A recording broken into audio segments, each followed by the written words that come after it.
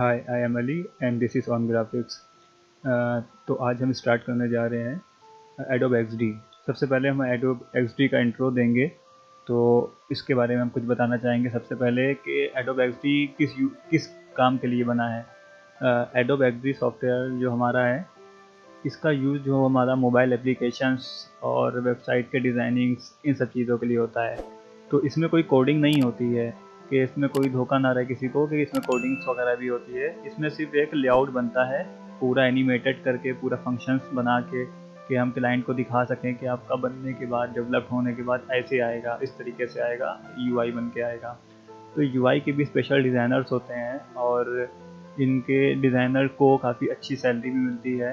और जो बड़ी कंपनीज़ होती हैं मेट्रो सिटीज़ की, या जैसे हैदराबाद, नोएडा, दिल्ली, मुंबई, बेंगलोर, तो यहाँ पे जो होता है एडोब एक्सडी का काम, तो इसमें कोई भी अपना वेबसाइट बनवाता है तो वो डिज़ाइन को फोकस करते हैं। लेकिन छोटी कंपनीज़ में होता है कि वो डिज़ाइंस कहीं से भी किसी की भी कॉपी करके बना देते हैं, किसी का लुक लाइक टाइप।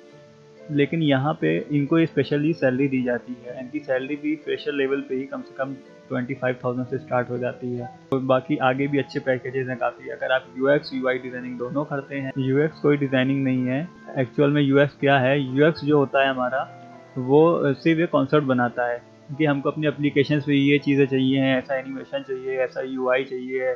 तो ये पूरा एक थ्योरी लिख देते हैं। यूएक्स होता है, ये यूएक्स होता है यानी यूज़र एक्सपीरियंस, और यूआई होता है यूज़र इंटरफेस, कि हमें देखने को क्या मिल रहा है।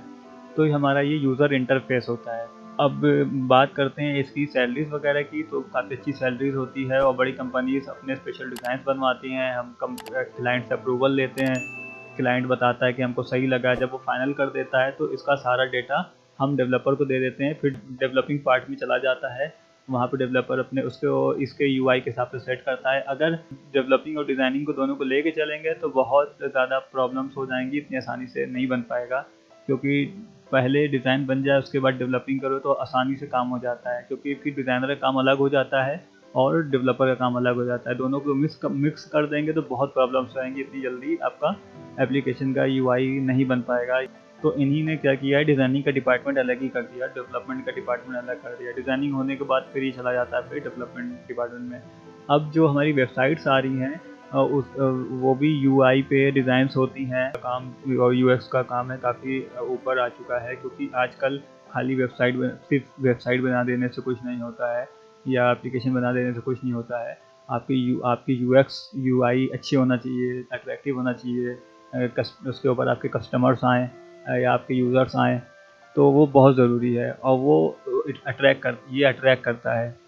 आपका जो यूआई है ये अट्रैक्ट करके कस्टमर्स को, यूज़र्स को लाता है।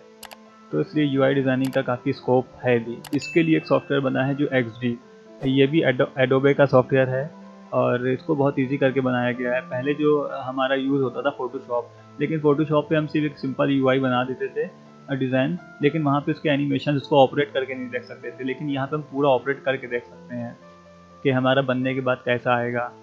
तो हम क्लाइंट को पूरा दिखा सकते हैं कि बनने के बाद इस तरह से आएगा, ऐसे डिज़ाइन आएगा, ऐसा ऐसा कॉन्सेप्ट होगा, सब बता सकते हैं। ठीक है, तो इसलिए एक्सडी सॉफ्टवेयर को इतना ईजी कर लिया है इन्हीं ने। तब जैसे कि यहाँ पे मोबाइल के लिए बनाना तो आपको साइजेस लेने की ज़रूरत नहीं। आईफोन के लिए अगर आप बना रहे हैं तो आईफोन के लिए आपके यहाँ पे पेजेस दिए हुए गए हैं। आईपैड का साइज़ का पेज दिया गया है, वेबसाइट के पेज का साइज़ दिया गया है, कस्टम भी दिया गया है, अपने हिसाब से आप बना सकते हैं। अभी हम आईफोन का खोल लेते हैं। अब यहाँ पे जैसे कि फ़ोटोशॉप में जाते थे, इतने बेकार के टूल वहाँ पे होते थे, लिमिटेड ही टूल होते थे। ऐसे ही टूल होते हैं जो बस यूज़ में आते हैं, बाकी के सारे टूल बेकार होते थे, कोई काम खास नहीं होते थे। लेकिन यहाँ पे उन्हीं ने बस वही टूल रखे हैं जो आपके काम के हैं। लिमिटेड बस 7, 8, 9 टूल हैं, इसके अलावा कुछ नहीं है। तो आप यूज़र इंटरफेस भी इसका इतना ईजी है, ज़्यादा इसके अंदर इतना डिस्टर्बेंस नहीं है और सॉफ्टवेयर की तरह कन्फ्यूजन्स नहीं है, बिल्कुल सफाई से बनाया गया है। ठीक है, तो इसके बारे में मैंने आपको बताया है। और इसके अंदर प्रोटोटाइप मोड होता है, डिज़ाइन मोड होता है, एक शेयर मोड होता है। अगली वीडियो में अब हम आपको इसकी डिज़ाइनिंग के बारे में और प्रोटोटाइपिंग के बारे में बताएंगे।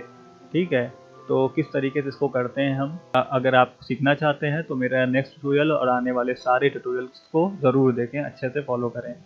Thank you.